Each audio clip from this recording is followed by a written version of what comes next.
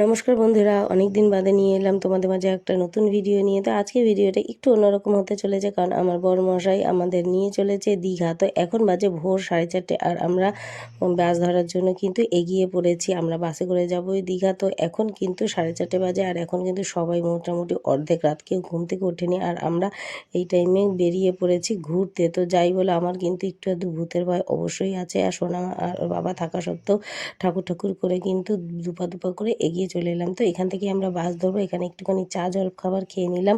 আর এখানে এসে দেখি যে এত লোক কর্মজীবনে ব্যস্ত হয়ে পড়েছে, মানে বাড়ির লোকেরা সবাই কাজে বেরিয়েও পড়েছে। আর আমরা মনে করি যে আমরা গৃহবধূরা ঘরে বসে অনেক কাজ করি, কিন্তু না, বররাও কিন্তু অনেক কাজ করে, স্বামীরাও অনেক কাজ করে, তার সাথে সাথে বউরাও অনেক কাজ করে। কিন্তু আমরা কিন্তু বুঝি না, আমরা ভাবি যে যে আমি হয়তো বেশি কাজ করি, আমি হয়তো বেশি কাজ করি, কিন্তু না, যে যার জায়গায় থাকে সে সেটা অবশ্যই বুঝি। এখানে না এলে সত্যি বুঝতে পারতাম না এত ভোরবেলায় সবাই কাজে বেরিয়েও পড়েছে। তো যাই হোক, আমরা বাসের জন্য তাকিয়ে আছি।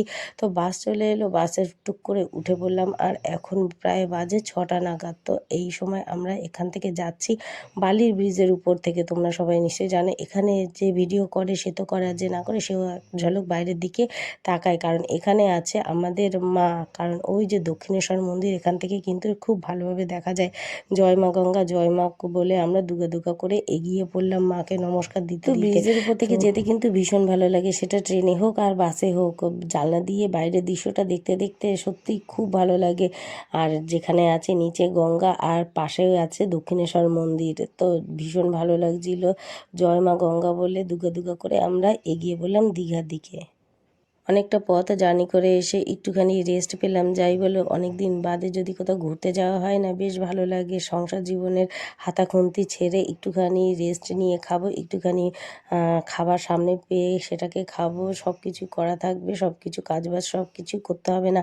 সত্যি অনেক দিন বাদে একটু ঘুরতে গেলে মনটা সত্যি ফ্রেশ হয়ে যায়, তারপরে কাজের এনার্জি কিন্তু দ্বিগুণ হারে বেড়ে যায়। আর হাতাখুন্তি নাড়া তো এটা আমাদের সংসার জীবনে আছেই। তো যাই হোক, এই রুমটাকে আমরা নিয়েছি, আর আমরা 3টে ফ্যামিলি যেহেতু এসেছি, 3টে ঘর রুম নিয়েছি। আর ও যাচ্ছে ওর বন্ধুদের সাথে দেখা করতে, আর ওর যে বন্ধুরা তার সাথে এসেছে ওদের ওখানে যাচ্ছে। কিন্তু লকটা ঠিকমতো খুলতে পারছিল না, কারণ একটু অন্যরকম যেহেতু এখানের লকটা।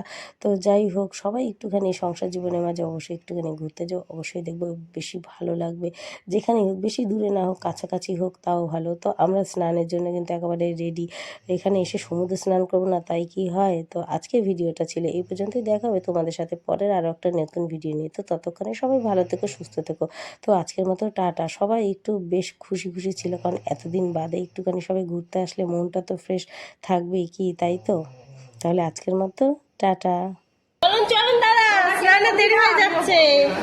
কি চল চল, হ্যাঁ চলো চলো চলো, তুমি রেডি?